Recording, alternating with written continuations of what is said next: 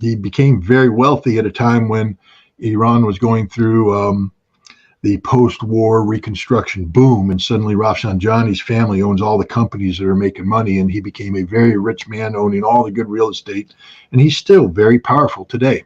And there are others out there that made a lot of money, and I think they're looking at their investments and saying, one, our investments are going to start to go down here, lose value, because they were all heavily contingent upon maintaining good relations with the West.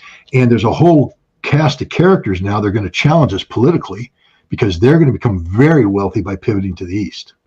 And so what you're seeing within Iran is this rearguard action by wealthy, established elites that are saying, let's give the West one more chance. And that was enough.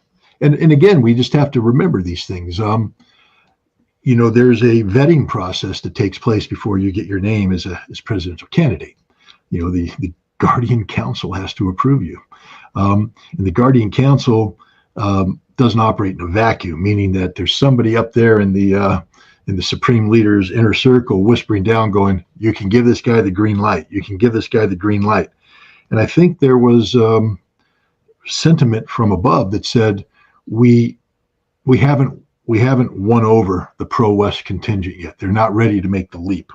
So we need a leader that's willing to at least go through the motions of making that happen. So they got their leader. And this is the stupidity of the United States and Israel. Again, the stupidity of them. Because instead of exploiting this and engaging, look, the United States, we know, doesn't engage in good faith on anything. We know the United States is incapable of being honest. But if you're an American, I would have sat there and said, okay, we know what we want to achieve.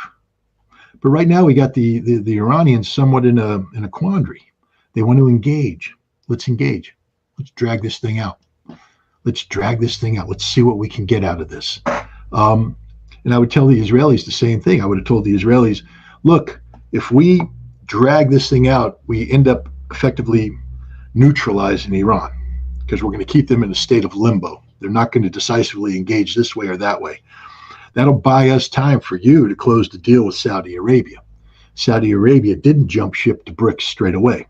Saudi Arabia withheld jumping. They still are considering it, but they haven't made that jump yet, which means Saudi Arabia also has a large group of people inside who are saying, we don't want a divorce from the West yet. So we can buy time, muddy the waters, and you, Israel, and Saudi Arabia can close that deal you're looking for. If not outright diplomatic recognition, at least a reconciliation, a normalization of relations that would put in motion the pieces that need to happen for the India-Middle East economic corridor, all the things that Israel claims they want. That's the direction they should have gone. They were winning. Even after, Hamas took a big gamble by attacking on October 7th. They shot their bolt.